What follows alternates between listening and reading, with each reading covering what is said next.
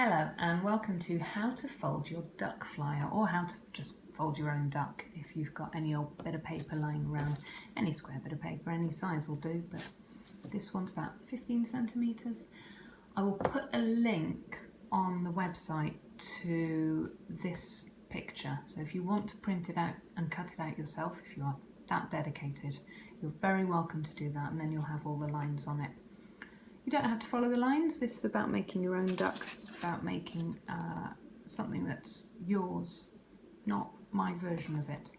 But I've put the things in as a guide to use them or not, depending on what you want to do. So the first thing you need to do to fold your duck is fold it in half.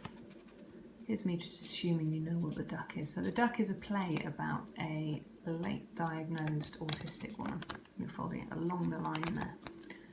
Bottom line, right through the middle of the duck. And I'm autistic, and so it's, although it's not about me, it's based on my experience, my sort of feelings and emotions, coming to terms with diagnosis of autism later in life, sort of after I'd done all the hard bits in a lot of ways. So you folded it in half, that was the easiest bit.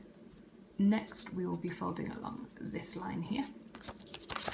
And we're going to make a lovely kite shape. So we're folding right to that middle line that you've just made, having unfolded it.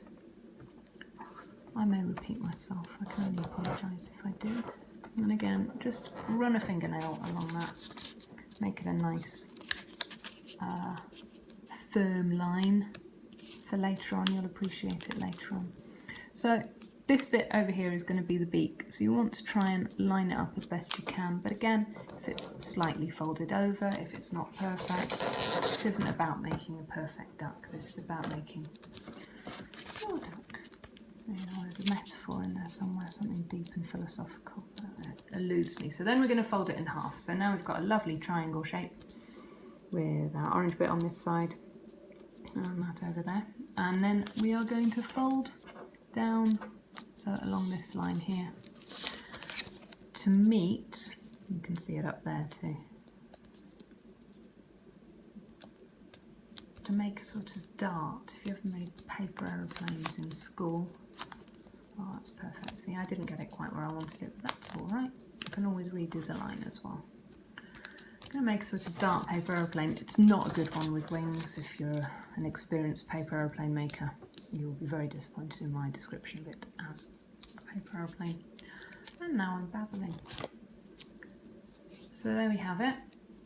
See, I'll show you what I mean by the dot. I'm going to hold it outside the camera, that's really helpful. So that's your sort of classic little paper aeroplane. Not good, won't get a lot of flight with that. And you can see your duck hidden in there. We're going to hide that duck away. That's what we do with autism, we just hide that away. There's no metaphor here. So that's your duck body made. And over here is the tail. And what we're going to do is a little bit tricky. So you just sort of fold it down like that. You're going to go, put a little pinch there, and you're going to fold that under. And try and do it along the line if you want to. You don't have to. So that's folded down. And you can see inside, you've got the line there. You're going to do the same thing. Try and sort of get it on that line, hold on to that bit and fold it back up and smooth it. Take a bit of time doing that bit. Feel free to pause it, go back. It's a little bit tricky, but that's probably the trickiest bit. So for this bit, I can never remember what all the folds are called. Mountain folds, valley folds. I make up my own names usually. Zigzaggy folds, awkward folds. Can't be bothered to do them properly. So if you fold along this line, if you've got it, it helps. If not, it's just, if you haven't got the paper, just make sure it's heading out from the duck's body. So now you've put those folds in, it makes it easier to do this. So you are going to put your thumb in there and you're going to press down on that and bring that back. And it should really neatly want to fold where you've left it. So you've folded it back on itself and then just give that a smooth going up. So there you've made your neck. Well done you. That is a beautiful neck. I haven't put a line in for the last bit because it's sort of up to you. You can make it as long or as short as you want, but I quite like the longer beak. So I try to keep the neck quite stumpy. It's the same fold, and it's slightly easier usually this time once you've done it once. So finger inside where you want it, thumb on the outside, and just give it a little push. It's about going with your paper. Let it be where it wants to be. Inside you can see I have put the lines in for where the head should be if you want it to be absolutely perfect. I hate to say that I'm a perfectionist. That would be an awful thing to say, but it would be absolutely accurate. Which is very frustrating when you do origami because there is no perfection.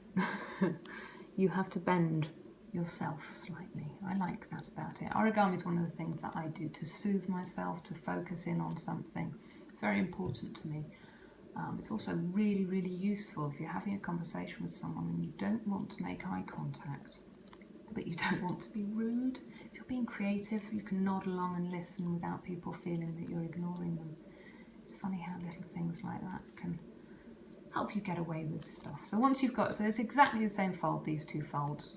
And once you've got that where you want it, shortish neck for a duck. They don't have very long, elegant necks. If you're doing a swan, you just do the head further up. But we're not doing a swan, this is all about the duck. And then again, you're going to find, this is building the head and the beak, and you're going to just bend that so it's coming down. There is method to the madness. This one is a little bit fiddly, take a bit of time, and then you're going to bend it straight back up again. And once you've done that, just sort of fold it in. Don't worry about your beak going up madly, you're going to adjust that in a minute. But for now, that will do. If you want to stop there, you can stop there, that's absolutely fine. But if you want to give it a head, you're going to have to undo what you've done. You open this up and you push that bit out. So I've got my thumb on the inside and thumb on the outside, and it comes out like that. And the same on the other side. Open it up, push it out. So you're reversing that fold in there to give it, so it can be a little bit fiddly. Again, put it where you want it. And give its head a little squeeze. So now you redo your duck's beak where you want it, fold it in, and there you have your duck. And if I've been really good, then everything should be where I want it to be. So there's the duck. That's me. Oh yeah, I should have introduced myself, that's traditional. I'm Ree, and I wrote the duck, and Marvellous Lucy is starring in it at the moment. She's amazing. If you want to follow us on Twitter, you can find us at Autat Theatre. You can try #TheDuck as well. I say try, you should. It's excellent. And if you look underneath, we have our current tour dates, our upcoming, our next one, Castle Centre Theatre Fest Barnstaple, which we're very much looking forward to. It's supposed to be a really lovely, friendly fringe festival, which I haven't been to before, so I'm really excited about going to that. So I will be there handing out ducks, and if that's in the past, then I was there and I'm sorry I missed you. I will be turning up with a flotilla of ducks and an awful lot more leaflets, flyers even. Okay, well, I hope you enjoyed that, and I hope you managed to come and see the duck sometime. I'm really proud of it. I'm really proud of it. It was difficult to write, but really worthwhile, and it's the things I want people to know. But it's also a bit of storytelling, a bit of gentle storytelling. I say gentle, my idea of gentle. It's fast, it's frenetic, it doesn't really stop, it's funny in places, it's who I am as another character. There you are. If that doesn't tempt you to come along, then I don't know what will. What I'd really like is for people who aren't autistic or don't have any connection to come along. You always think in life that you don't have any connections to autistic people, but you do. They're at work, they're at the school gate, they're in your groups, we're everywhere. We're throughout the population, we're an important part of it. You probably just don't know how many ducks you have in your midst. Anyway, that's all for me. I think I've babbled on long enough now. If you want a printout of the flyer, I'll put a link in below. and hopefully see you at the duck sometime soon. Excellent. Thank you very much.